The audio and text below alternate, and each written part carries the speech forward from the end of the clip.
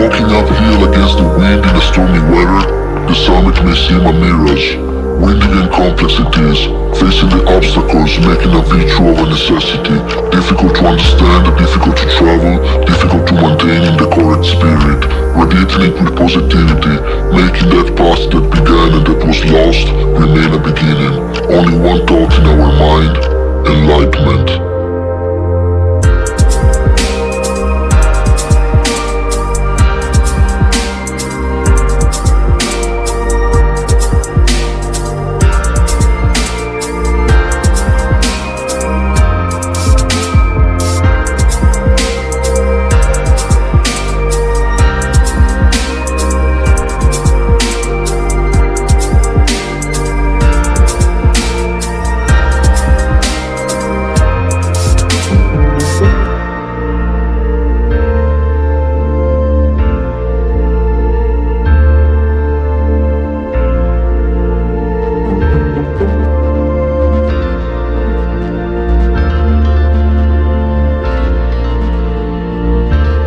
Can you live without a soul? A fascinating question. The beauty of this subject will involve us in this episode of Enlightenment, between discussion and conflicting opinions. An intricate topic by the affirmations made in history, ancient and from the 21st century, on which we do not digress and we affirm supporting the most contemporary studies of the diaphragm as the keeper of the soul. But it is not quite so. It's all about giving a definition to this component, a concrete localization and definition. We still get confused between breath and what the soul really is. If we then add the spirit, more complicated. An interpretation that approaches the most Asian populations, but that becomes more detailed and which in any case is placed on another level, the material and immaterial substance, a homeostasis of body vapor present in various organs including especially the brain, which mixes in the breath but which is composed of pure energy, an important but non-vital component, partial nourishment for a body, as through fantasy legends associate its absorption with the benefit that is actually partial, a momentary benefit from it. The only difference from water vapor is that it possesses intelligent energy, a substance that is produced in minimum quantity on the basis of the goodness of an organism, the purity of the energy, as they are related. Definition of goodness not entirely correct. Not that a pure organism is concretely the goodest, the best. It is often the opposite, but sometimes it is indicative. For us of enlightenment, the soul is one of the many fulcrums of thought preserved in our muscles, a fulcrum by which our feeling and thought are influenced, a fulcrum that can reside in different points of the body, in different muscles, taking the name of soul when it is preserved in the diaphragm. Staying balanced in thought is not such a simple operation. The enlightenment is a champion in doing it, keeping the reasoning without tangling the mind, fluid, even in the most complex thoughts, in the realization of a concept. The fact is that to do it, often a support to remain in balance and precisely not to get tangled is needed, a constant impulse given by the mind in connection with another element, a confrontation, sometimes external with the whole, sometimes internal. It is the case of those who express themselves in thinking. It can be said with the soul in a connection with the chest, a mind and soul connection, but it can also be other muscles where various fulcrums reside, where each muscle has a corresponding fulcrum, based on which point we connect to, we interact with. The experience of losing it and getting it back gave us the possibility of seeing it. How this happened goes beyond science fiction. Let's keep it for a future story. And here is what it is, a more or less pure alternative sphere consecrated in the chest box, in the diaphragm, forming the soul. The origin of the soul is attributed to a mixing of energies that in a lapse of time give birth to the molecule, that once is constituted, remains recognized as such, as the molecule indicated as soul.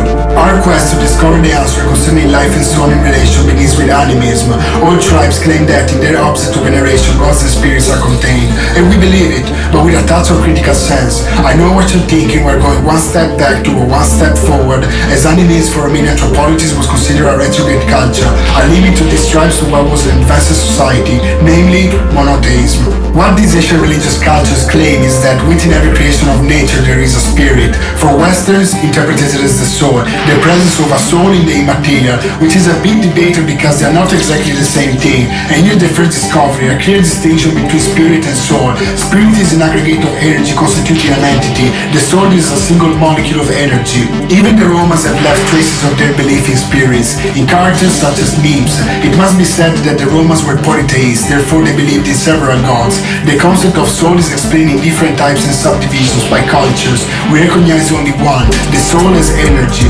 Plato, Greek philosopher with his master Socrates, the inventor of the thematic soul, affirmed that the soul was made up of the same substance as the gods. He was not mistaken. He knew this but did not know exactly the method of which the soul was composed. Energy, the alternating sphere, and in the same way gods may be made of. More specifically in this case in another form of energy, energy from goodness, what makes up the gods and spirits, by which follows a concept so compact and impossible to separate, a concept that moves following its own logical thread, an aggregate of energy, a shape, an entity. To Plato, soul is a symbol of purity and spirituality, is akin to ideas. Let's say that the spiritual aspect is a bit divergent because it regards it only from the moment in which there is a cure for it, a matter of how spirituality is understood. What is crucial to be known is the part of purity. To us, the soul is a molecule of energy stored within the chest box, something that is granted, is born with the creation of human and is preserved there unless someone decides to remove it. Therefore it remains a molecule that, like all other energies present in the body of the creator, it affects thinking. It is still a molecule which, even if it was removed, would not particularly affect the life of the creator. We can define it as a surplus to our personality, a fulcrum of our thought, a connection, a sensation, a feeling that rises from the chest and makes us feel complete. Without it we will feel more empty, however irrelevant, created or given, a concept of our thinking that remains there. Now all this is valid, but only for those who use the brain or the heart or the stomach as the main way of thinking, rather than the soul. We perceive the soul as integrated with our consciousness, and the same you put your soul into it or a healthy task for the soul are not wrong at all, when it fills us with energy and satisfies our soul in the same way. The removal of the soul from those who treated it would be a traumatic event, decidedly relevant, felt. Even the soul as well as the other energies gets purified, depending on the purity of the organism and the purity of thought. Is thought a matter of chemistry and nutrients of the organism? Yes. Question: how big can the soul be? The answer is as big as much as it keeps the qualities to maintain its existence, which is 0.19 inches for the soul. Soul, which has always been confused with spirits and animism, two different things. Now what made these objects revert by the tribes is animism. There are many interpretations to this culture, to which we have given a reply.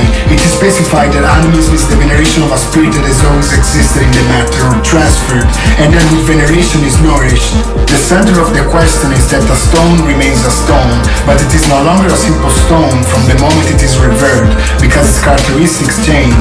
The energy, the spirit, and the inside is enriched, nourished, and not created. So yes, everything has a spirit, a concept that binds it to the matter, wherever there are atoms. But don't look at it with the eye of science, if not in part. A perspective seen from above helps more than under a microscope to understand animism. Let's make some examples to understand how soul, spirit, and animism work. As to the tribes who venerate the statue or totem, what happens there is an exchange with energy with the totem, a continuous imprint of energy, an exchange with the energy inside it. Intelligent energy, which changes its composition while remaining compact inside the totem, inside the statue, by following the concept. A spirit is not exactly created, but revered, or it can be inserted or transferred. Therefore, it is not the soul contained within the matter that is revered, but the spirit, the energy.